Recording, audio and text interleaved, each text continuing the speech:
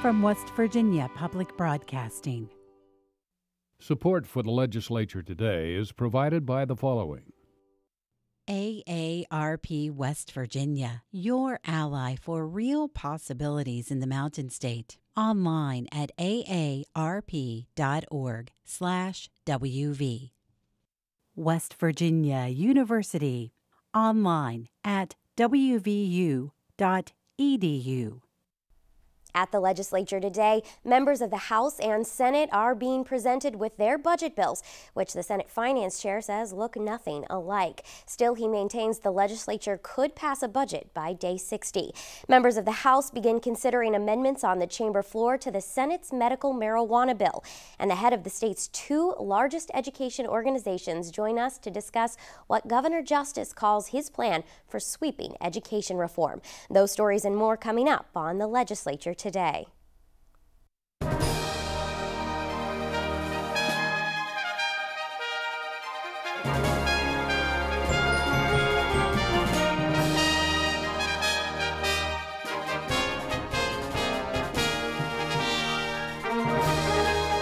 Good evening, I'm Ashton Mara. Governor Jim Justice is once again speaking out against Republican leadership plans for balancing the 2018 budget.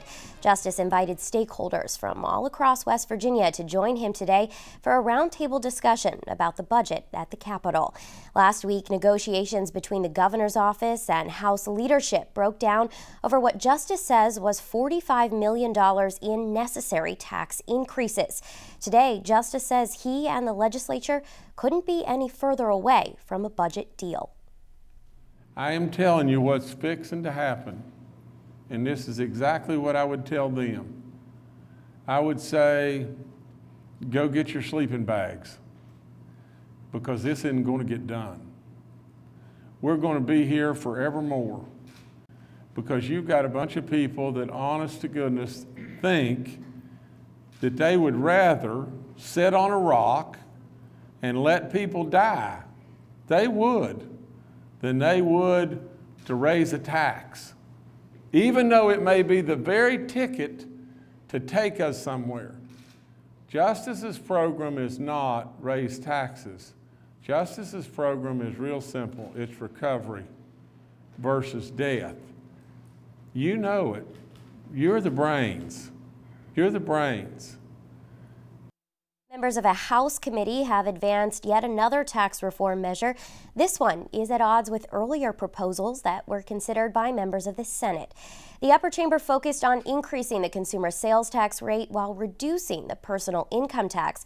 But the House is pursuing a measure to, quote, broaden the base. Members of the House Finance Committee were initially presented the latest version of Senate Bill 484 Saturday and took the bill up once again Monday morning. It was first introduced to lawmakers by Governor Jim Justice as a sweeping tax increase, raising some $450 million in new revenues. As it passed out of the Senate, though, the measure only included recapturing about $12 million in annual sales tax revenue generated from some road construction purchases. Those funds are typically transferred to the state road fund, but the Senate's bill would keep them in general revenue for legislative appropriation. The House, however, wants to use the bill as a vehicle for its, quote, broadening the base, lowering the rate, end quote, tax reform plan. Darrell Coles is the House Majority Leader. He questioned Deputy Revenue Secretary Mark Mucco. When this bill is fully implemented, it will be a tax reduction. Is that fair? That is correct. The way it is currently put together, it would be a tax reduction on the sales tax, long term. As presented this morning, the bill gets rid of the sales tax exemptions for a number of services in two phases, first in July, then October of this year. On July 1st, 2018, the bill would begin to gradually reduce the state's sales tax rate from the current 6% to 5.5%. Then by 1/4% in each following year. Mucco told the committee that while the bill will initially result in an increase in revenues, some $150 million in 2018 and $67 million in the following, it would eventually result in a budget deficit for the state of around $120 million. Mucco admits his calculations only include a small amount of growth due to increased sales from a lower tax rate, but House Finance Committee Chair Eric Nelson says it's possible that sales growth could prevent future deficits. When we get below 5.5, we're below all of our other surrounding states. And if anything would drive economic activity, it would be a lower tax on consumer products that others would search to come to West Virginia for. Still, those out-year deficits are why members of the committee chose to amend the bill this morning, adding triggers for sales tax reductions after July 2019. The amendment offered by Delegate Steve Westfall would keep the tax rate at 5.25% and set the 2017 sales tax revenues as a baseline. State sales tax revenues each year would have to meet that baseline before any future reduction to the rate could occur. Coles questioned Nelson about the intent. This is a protection that it won't blow a hole in the budget, but still allows the vehicle to be a tax cut for the people. That's my understanding of what the amendment actually does? Yes. The amendment was accepted by the committee, but Democratic Delegate Isaac Spinagle still expressed concerns over the bill. You're taxing everybody. Absolutely everybody. And then, but you're also trying to sit here and say that it's a tax cut because very far here on the back end, we're going to lower these rates. It's actually going to come down. You're going to pay less after the next election. House Finance Vice Chair Eric Householder, however, says the bill is necessary in order to begin restructuring the state's tax system. Our current tax structure is pushing people and jobs away from our state. I mean, we've seen the net migration of people leaving our state. You know, if we truly hope to change the structural deficiencies in our budget, we must reform our tax structure, and this is an opportunity to broaden out the base and lower the tax rates for everyone. The amended bill was approved by the committee on a 13-11 vote. Nelson says the new revenues created by the bill are the base of the House budget, which he'll present to his committee tonight. But the bill is completely opposite of the tax reform approach taken by the Senate. Their bill focused on increasing the sales tax while decreasing the personal income tax rates in order to incent economic growth. Nelson says the House has simply chosen a different approach. Well, I guess one main reason of taking this different approach is trying to get a product that is most favorable with the majority of our members here in the House. And the Senate approach, unfortunately, was not that approach to move forward with. The amended Senate Bill 484 will have to be approved by the full House of Delegates and agreed to in the Senate before becoming law. Governor Jim Justice has already expressed concerns with the business taxes in the bill and is publicly pressuring lawmakers to reconsider the proposal. House Finance Chair Eric Nelson says he intends to share the House budget bill with his committee this evening. That budget relies on revenue created by the tax reform bill they considered this morning. Senators received their budget bill presentation this afternoon. The chamber's finance chair says it relies almost solely on cuts to find a balance. The Senate's budget focuses on largely cutting all state agencies across the board by 4%, but zeroing out some programs altogether. Public education does not receive the standard cut, but state funding is reduced by $79 million in the Senate version after the passage of another bill in the chamber last week. That bill cuts state funding and raises local property taxes to keep county school systems whole, but gives them the option to roll back those rates. Senate Finance Chair Mike Hall says the cuts to the Department of Health and Human Resources are the most significant because programs within the department, like Medicaid, are often matched by federal funding.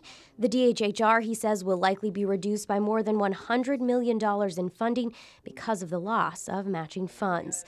At the beginning of the session, Hall split his committee into work groups to go over agency budgets in detail with their leaders, but Hall says this budget is not the result of that work. Actually, it was put together by the president, and it's come to the committee. It's a caucus position. There was another budget worked on up there, but this is a caucus position. It's basically reflective of the president and the leadership in terms of having a budget that tries to not spend any more than we take in. Hall says it is still possible that lawmakers could meet their self-imposed 60-day deadline to pass a budget bill, even though the budget proposals from the House and Senate look nothing alike, he says.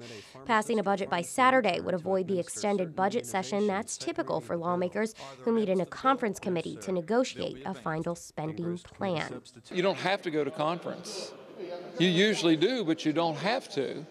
And my sense would be that it may be that if we're not that far apart in terms of our budget document, that we would just amend one, accept the amendments, and not go to conference. So yes, you could be done, and hopefully, I hope that's what happens. Hall says should the House's proposed revenue measure fail, the final budget will have to look more like the Senate's plan. But should that revenue bill pass, the Senate may be willing to conform to the increased taxes. As mentioned, members of both chambers are considering a more than $79 million cut to the state's public education system that could result in increased local property taxes. Joining me to discuss the implications of that bill are Dale Lee. He's the executive director of the West Virginia Education Association, and Christine Campbell. She's the president of the West Virginia chapter of the American Federation of Teachers. Thank you both so much for being here this evening. Thank you. And I'm the president of the West president. Virginia. Oh, I'm so sorry, That's Dale. okay. I apologize. That's okay. Well, let's start with this Senate Bill 609. $79 million cut from the state funding, and in turn, the legislature increases property taxes and then gives counties some flexibility. Dale, what do you think about this bill? It does. While the increase of the property tax is not good, but it does put an additional $79 million into education. The bad part of the bill, the proviso that says county boards then have the option of reducing that local share, that property tax amount, which would ultimately cost education in the counties $75.7 million.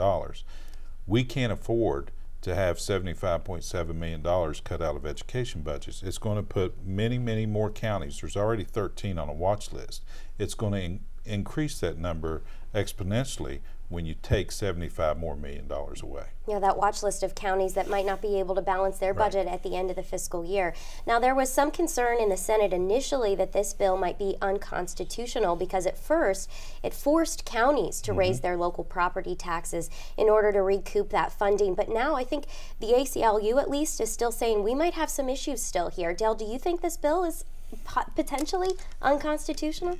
You know, the state has the power to raise money for public education, and I believe that they have the power to raise the property tax. They're just maximizing the property tax part of that. Where I believe it has real constitutional problems is when the counties have that opportunity to lower that tax, because then you're going to get in rec decision problems. Yeah, and that essentially allows them to not fund education at the same rate across county lines.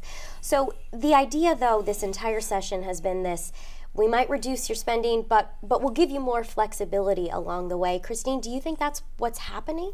Well, actually, we've seen a lot of bills in the name of flexibility and using the word flexibility, but you can be over flexible. There's actually a bill in that's pending House Education right now that gives counties the authority to rate 55 different individual policies regarding RIF transfers. We know we have a seniority system in place. We know that that system has been working, that there are a lot of folks that depend on, they've been there for years, they've worked with these students for, since the beginning of their career. They have professional development, they're more certified, most of these folks, and when it comes down to RIF and transfers, if we have 55 different policies across the state, what does that flexibility look like in terms of teachers moving from one county to the other, maybe having a job over here but not over here? And it just really is, there's a lot of things that we need flexibility in the calendar. We have a governor's bill that actually proposes that's in Senate Education. We need flexibility in a lot of the calendar issues are that counties that don't have the inclement weather than counties that do. So we have counties that have all these different issues, and this calendar bill would actually allow them to use that accrued time that they can use now for coming in late and going home early, but they would actually be able to use that to make up days. So that's part of the governor's bill that we haven't really been talking about that is really important. So that flexibility, opposite the flexibility that really actually hurts employees when we're trying to fill 700 vacancies we don't want to put West Virginia in a position to lose more teachers. Well, let's talk a little bit more about that governor's bill, because he calls this his sweeping education reform plan. And one thing that's contained in his bill that he seems to say that House leadership is on board with and is going to appear in the final budget bill is this 2% across the board teacher pay raise. And I'm assuming that you both are in support of that happening. It's actually $808 across the board. Rather than a 2% amount, which equates out to about 2%. It's an opportunity to show teachers across the state that we realize that with those 718 vacancies, the problem is we're not competitive with our contiguous states. This is a small step, and while $800 may seem minimal to some, it's more than we've talked about the last 2 years of the legislature. Particularly 2 years ago, almost every delegate and every senator signed on to a pay raise bill, and almost everyone stood on the floor and said, we need to pay our teachers more. But yet no bill even got to a committee agenda.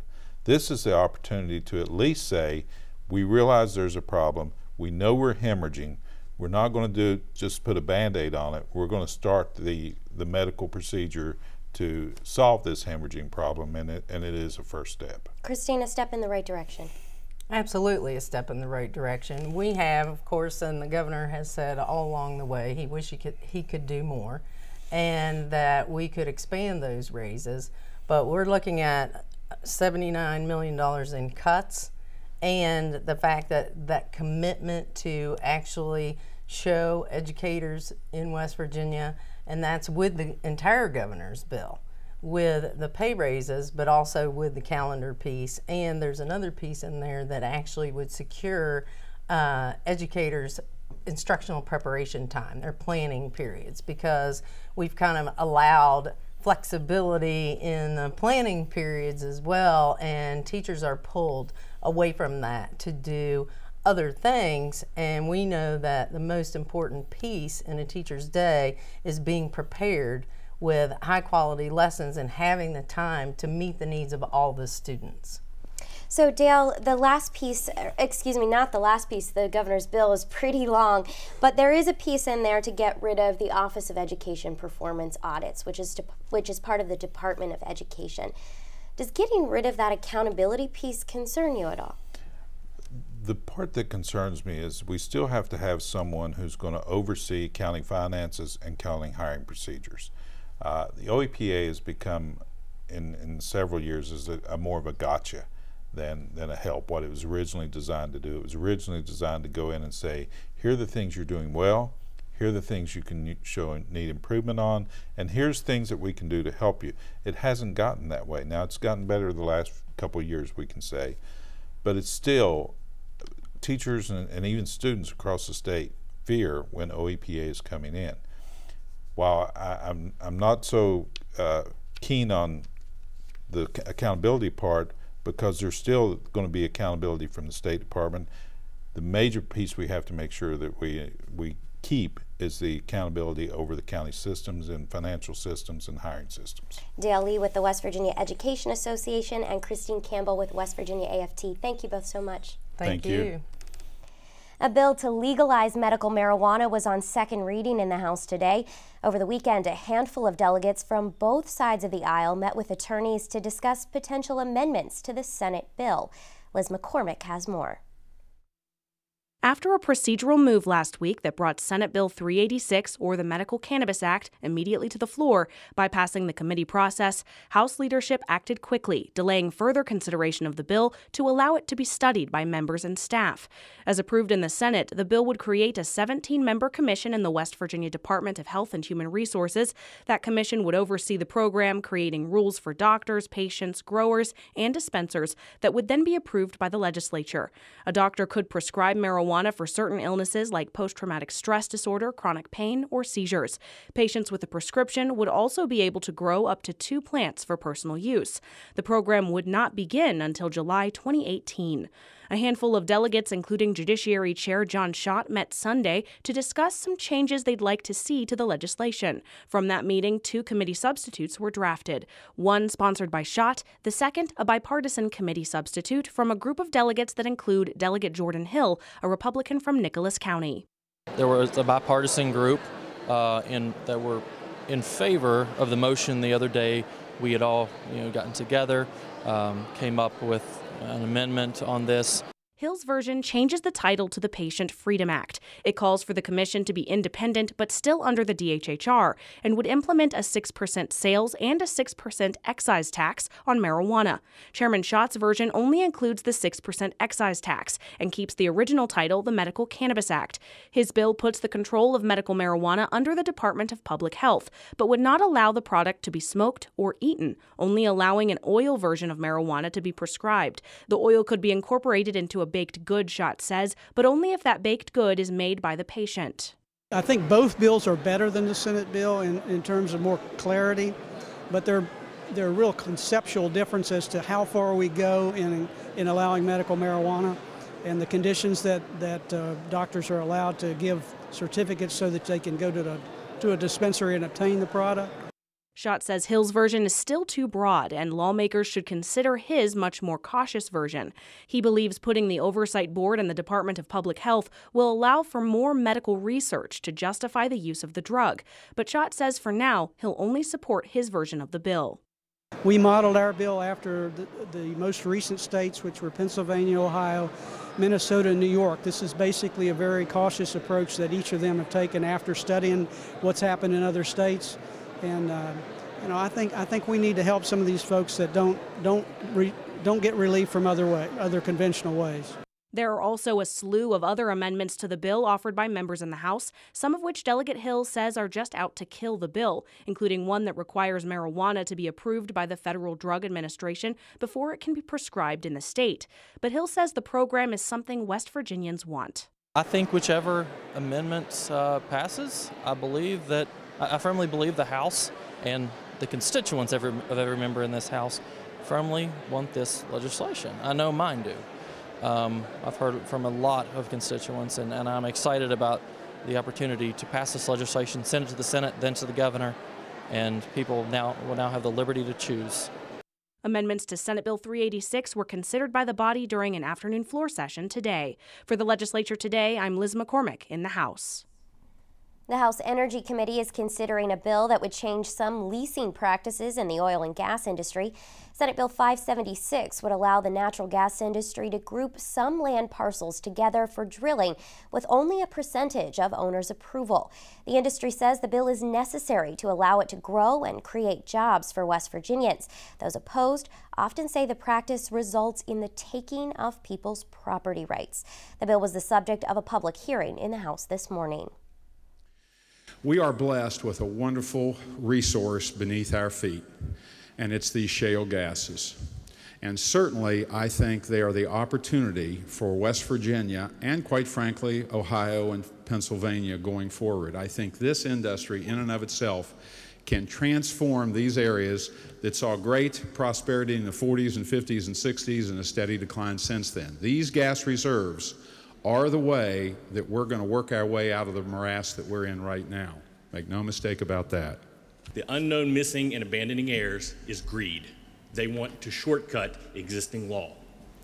The other issue is EQT's lease.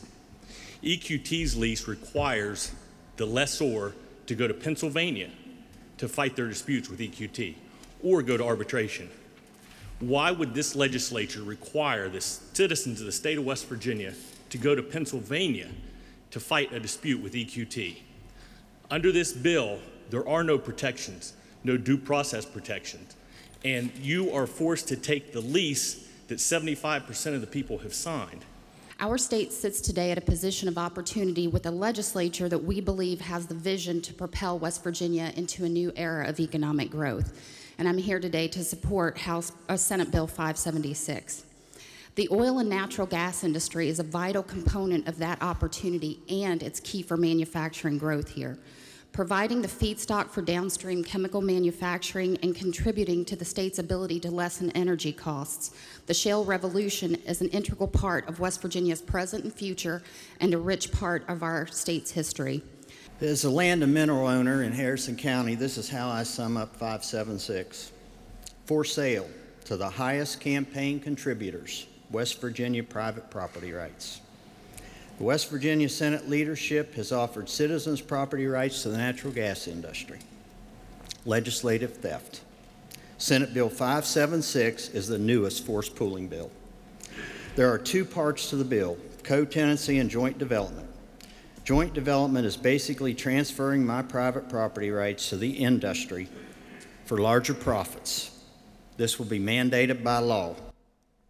Senate Bill 576 will be taken up by the House Energy Committee before being put to a final vote in the chamber.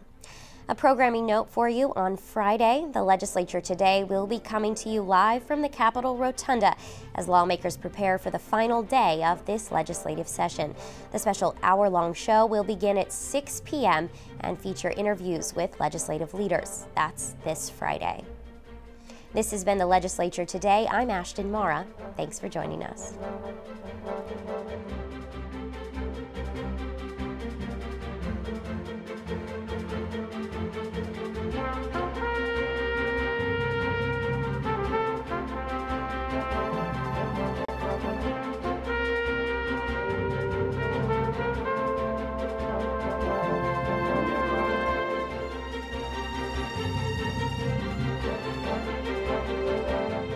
Support for the Legislature Today is provided by the following.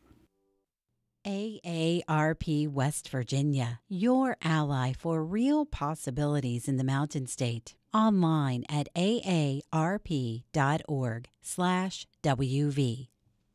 West Virginia University. Online at wvu.edu.